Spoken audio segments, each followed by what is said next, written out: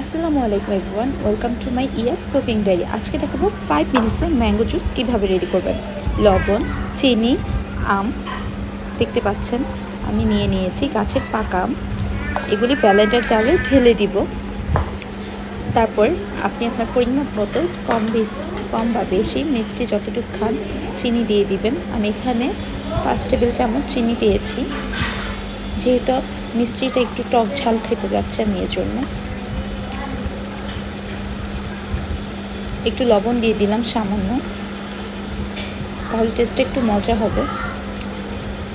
আমি এখানে আম যে টুকরো করে কেটে দিয়েছিলাম ওগুলি দিয়েছি। ব্লেন্ডারে দেখতে পাচ্ছেন পানির পরিমাপটা বেশি দেওয়া যাবে না, তাহলে ছিটে আসবে।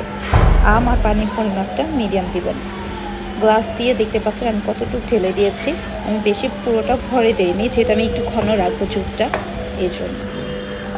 এখন দেখতে পাচ্ছেন ব্লেন্ড করার পর জুসের ঘনত্বটা এরকম হবে। তারপর গ্লাসে ঢেলে নেবেন।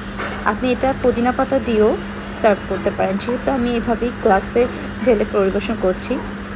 আমার কাছে এভাবেই পিওর রটাই ভালো লাগে। দেখতে পাচ্ছেন তৈরি হয়ে গেল 5 মিনিটসে ম্যাঙ্গো জুস রেসিপি। এই গরমে অবশ্যই বাসায় ট্রাই করবেন। চ্যানেলের সাথেই থাকবেন। Thanks for watching. আল্লাহ হাফেজ।